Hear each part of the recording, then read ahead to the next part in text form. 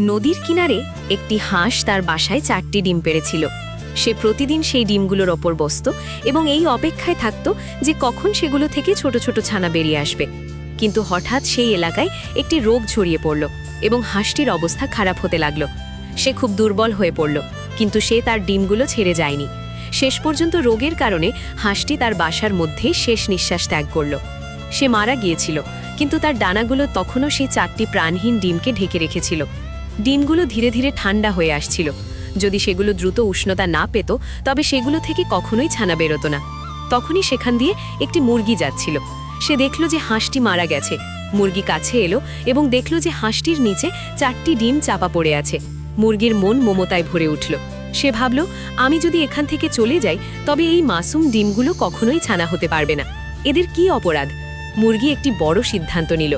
সে মৃত হাঁসটিকে সম্মানের সাথে একপাশে সরিয়ে দিল এবং নিজে সেই ডিমগুলোর ওপর বসল। মুরগি দিন রাত সেই ডিমগুলোর পাহারা দিতে লাগলো। সে নিজের ক্ষুধা তৃষ্ণা ভুলে গেল। কুকুর, কাক এবং চিল যখনই ডিমগুলোর দিকে তাকাতো, মুরগি নিজের জীবনের ঝুঁকি নিয়ে তাদের তাড়িয়ে দিত। এক সকালে 4টি ডিমই ফুটল এবং সেগুলো থেকে 4টি ছোট ছোট হলুদ হাঁসের ছানা বেরিয়ে এলো।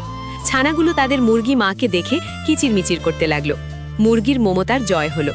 মুরগি এখন সেই ছানাগুলোর পুরোপুরি দেখভাল করতে লাগলো। সে তাদের জন্য দূর দূরান্ত থেকে দানা কুড়িয়ে আনত এবং তাদের নিজের ডানার নিচে ঘুম পাড়াত। ছানাগুলো মুরগিকেই তাদের আসল মা মনে করত। মুরগি যেখানেই যেত তারা তার পেছনে পেছনে দৌড়াত। কয়েক সপ্তাহ পর যখন ছানাগুলো একটু বড় হলো, তখন মুরগি তাদের নিয়ে হাঁটতে হাঁটতে নদীর ধারে গেল। ছানাগুলো জল দেখা মাত্রই তাদের হাঁসের স্বভাব জেগে উঠল। তারা একে একে নদীর গভীর জলে ঝাঁপিয়ে পড়ল এবং আনন্দে সাঁতার কাটতে লাগলো। এটা দেখে মুরগি আতঙ্কে অস্থির হয়ে পড়ল। সে ছিল স্থলের পাখি, সে সাঁতার জানত না। সে তীরে দাঁড়িয়ে জোরে জোরে চিৎকার করতে লাগলো, আরে বাছা, বাইরে আয়, জল খুব গভীর, তোরা ডুবে যাবি। মুরগি ভয়ে কাঁপছিল। তার মনে হলো তার ছানাগুলো বুঝি মৃত্যুর মুখে চলে গেছে। হাঁসের ছানাগুলো জলের মাঝখানে পৌঁছে গেল। মুরগি তীরে অসহায় হয়ে কাঁদতে লাগলো। তার মনে হলো হয়তো তার ছানাগুলো আর ফিরে আসবে না। কিন্তু তখনই ছানাগুলো ঘুরল এবং দ্রুত সাঁতার কেটে তীরের দিকে এলো। তারা জল থেকে উঠে এলো এবং দৌড়ে এসে তাদের মুরগি মায়ের পায়ের সাথে লেপ্টে ধরল।